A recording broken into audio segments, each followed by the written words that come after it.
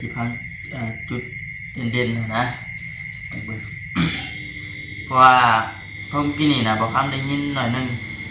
ได้ยินมันหมาดหูนะนั่นคือว่าเรื่องราวที่ว่ามันเกิดขึ้นในตอนนี้นะเกิดขึ้นจากน้องกระตุกว่าสั่นน้องกระตุกเป็นคน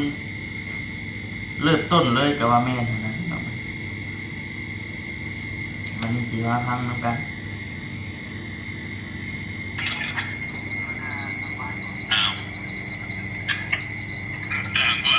นี่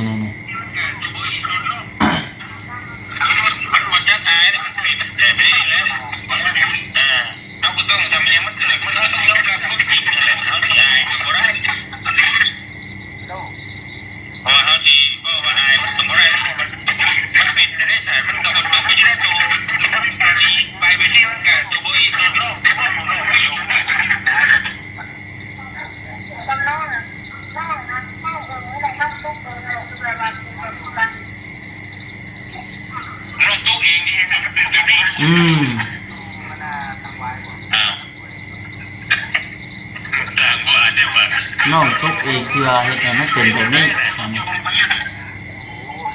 ตัวไปงานดอกของงานออกโบราณทำเงินแม่ไปนั่นตรงนี้โบราณเขาได้ป่ะคนนู้นฮัลโหลอันนั้นตัวน้องว่าตุ๊กเจอพวกเรา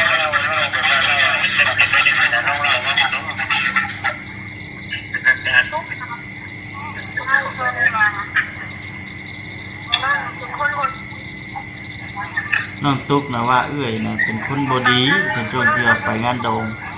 ต้องเที่ยวใกล้ๆเสียนเกิดปัญหาช่วงนั้นนะที่นั้น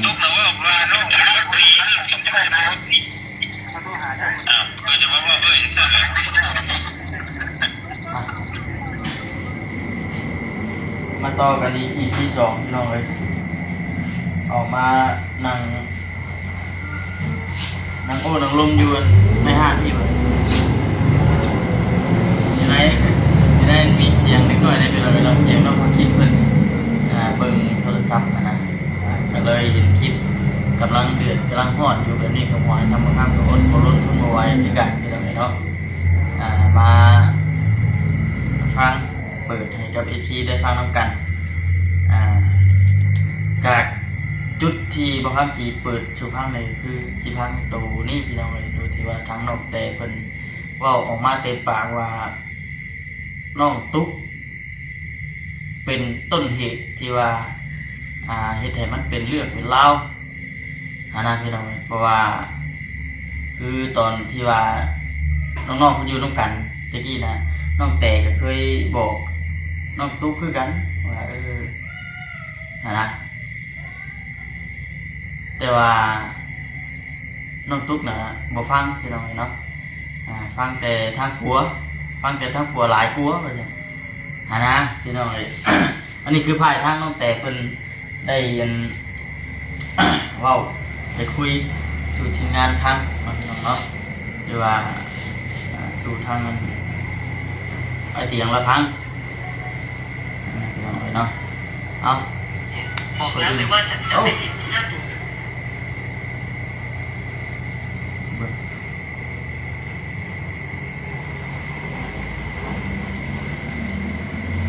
ยังเราก็เดินการทักทายสบายดีเด้อพี่น้องเด้อเราทักทายสบายดี FC กันเบิดสุขุสุขคนพี่น้องเลย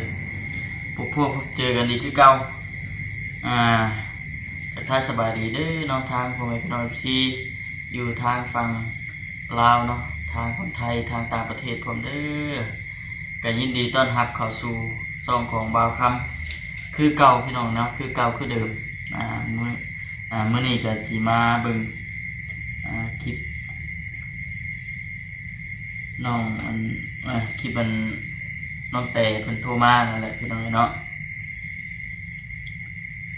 ก็สิพังจุดเด่นๆนะเพราะว่าเพิ่มกินนี่นะบอกคำได้ยินหน่อยนึงได้ยินมันหมาดหูนะนั่นคือว่าเรื่องราว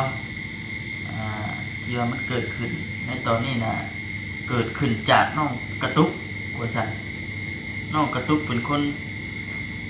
เริ่มต้นเลยก็ว่าแม่นนะมันนี่สิว่าพังนำกัน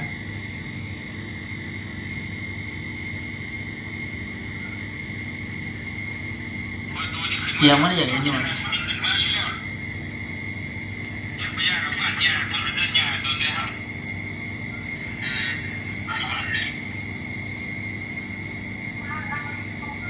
มาความสิปันจะขึ้นเลยนี่นี่นี่นี่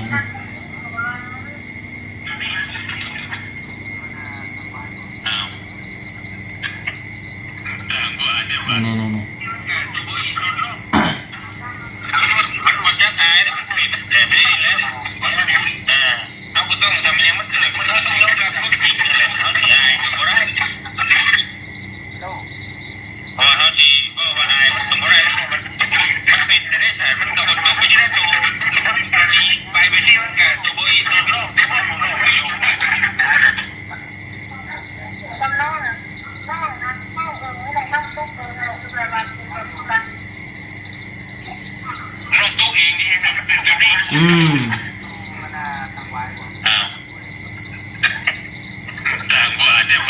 น้องตุ๊กเองเพื่อให้แต่ไม่เป็นแบบนี้ตัวไปงานดอกของงานออกโบราณทำเงินแม่ว่าไป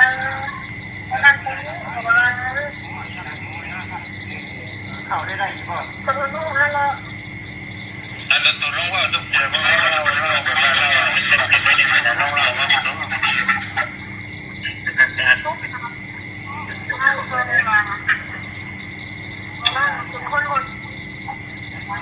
น้องตุ๊กนะว่าเอื้อยนะเป็นคนบดีฉันชวนเที่ยวไปงานดงต้องเที่ยวใกล้ๆเซียนเกิดปัญหาช่วงนั้นนะที่นั่น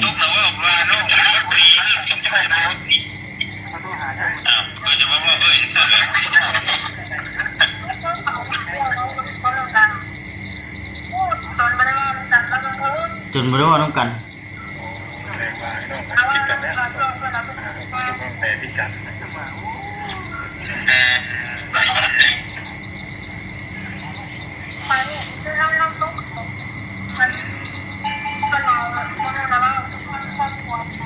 น้องตุ๊กนะพังความกลัว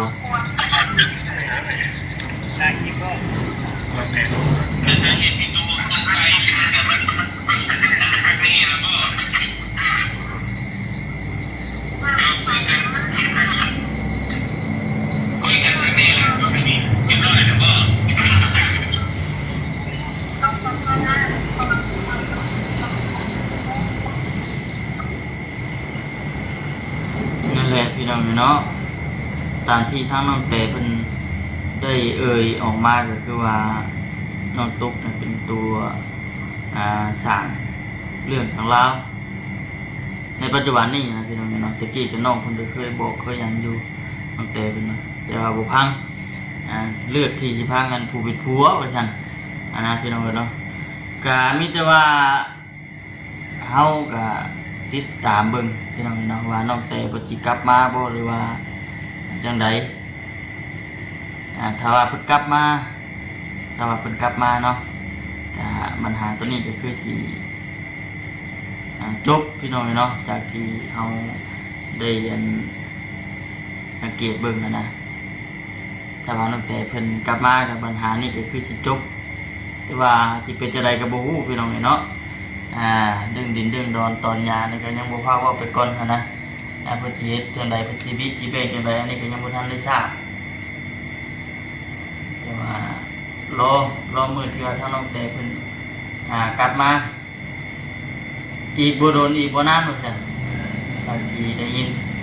อีกบ่หึงอีกบ่นานพี่น้องเนาะก็สิได้กลับมา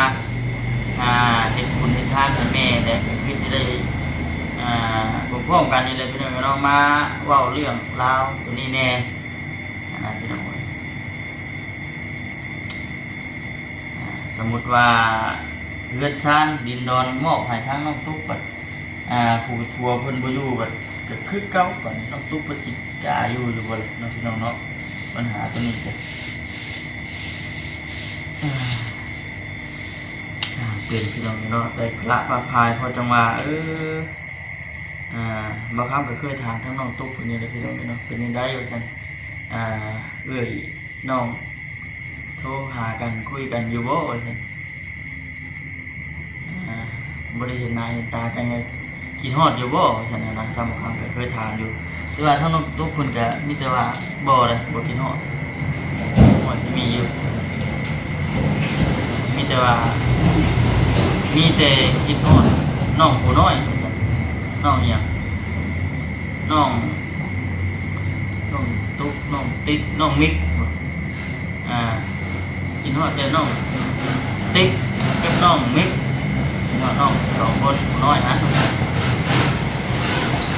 ที่ได้ยินมาตุ๊กเป็นบ้ามา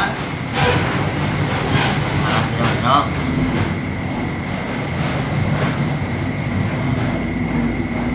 ว่า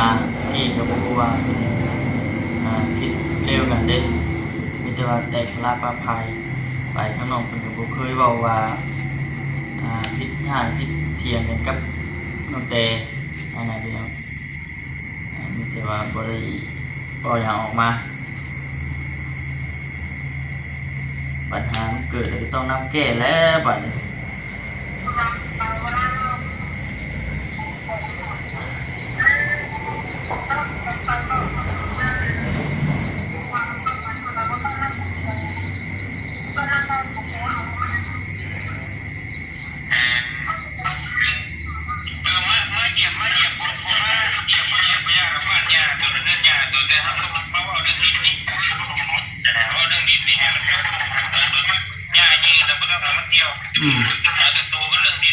ว่าเพิ่นบ่ได้เกี่ยวเลยแหละน้องเรื่องที่ดินที่โดนตอนหย่าน้องๆเพิ่นก็ได้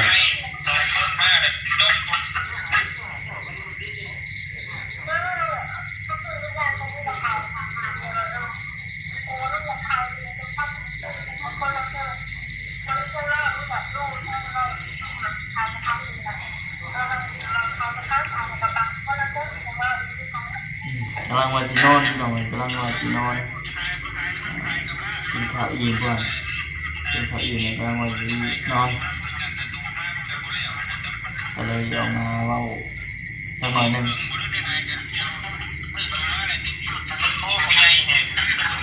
รุ่นกันอีกพี่น้องเนาะ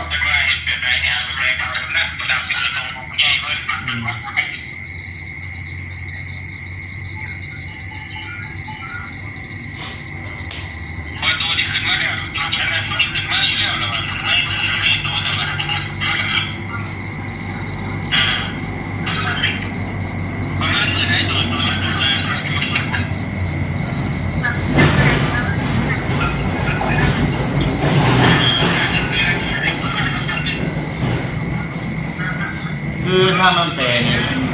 เพิ่นแบบกล้าแน่ก็กล้าแน่เลยพี่น้องเนาะขึ้นมาหายบ้านหายเมืองเพิ่นแน่แบบนี้นะคือสิเดี๋ยวนี้จากที่ได้ยินข้างนอกเพิ่นเว้ามาอายเนาะมันเป็นไปอะไรกันยอมรับนี่แหละ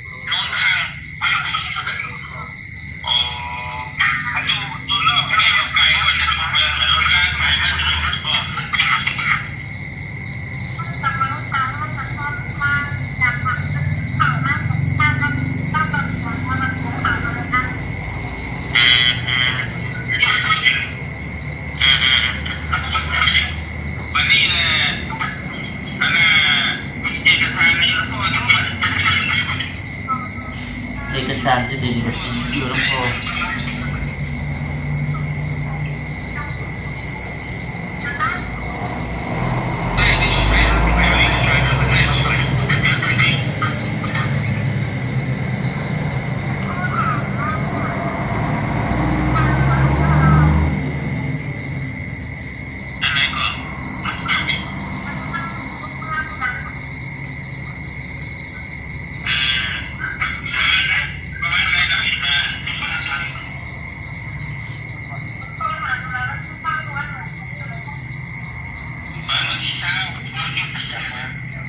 วันที่20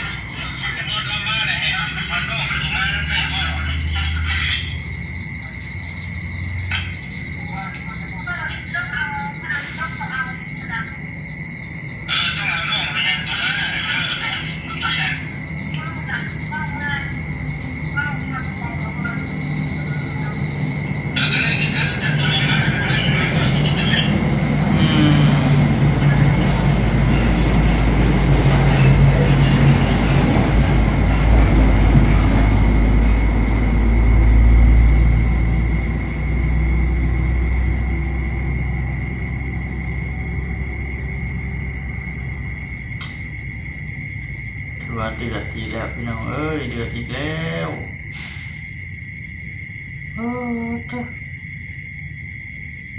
ปวดพูมงเต่งเนาะพี่น้องเนาะ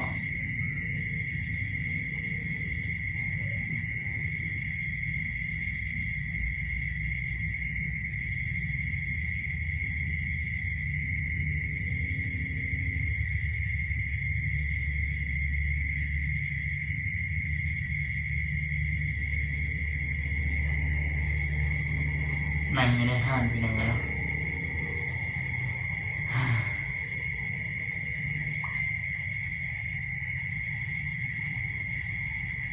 แต่ว่าทำใจเอาพี่น้องในบัดที่นี่สิเป็นจังใดก็ได้เนาะ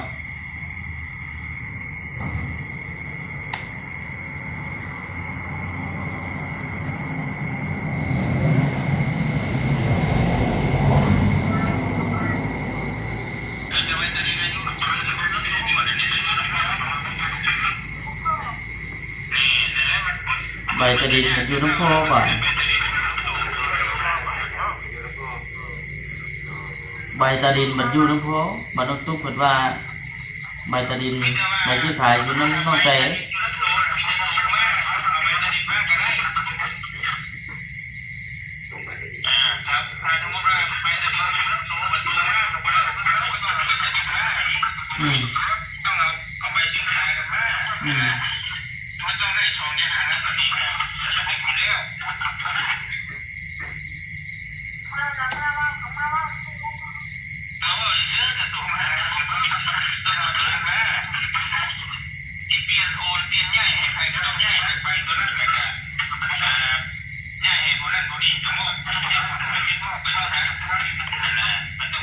เชียงน้ำพุหยดอย่างเงี้ยเนี่ยนะพี่น้องนี่รวมนะ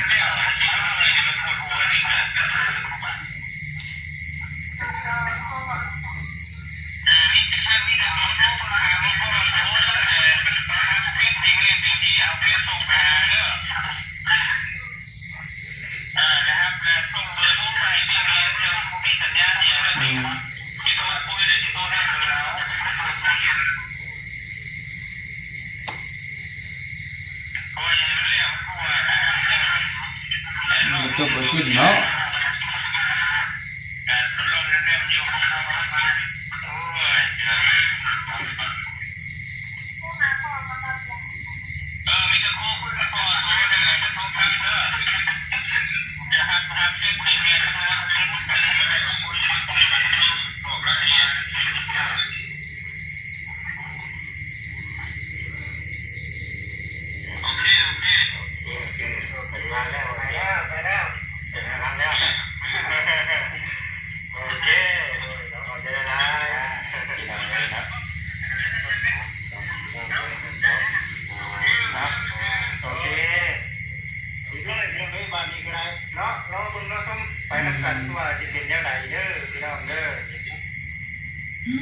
เราติดตามเบิ้งพี่น้องเราติดตามเบิ้งว่าจะเป็นจังได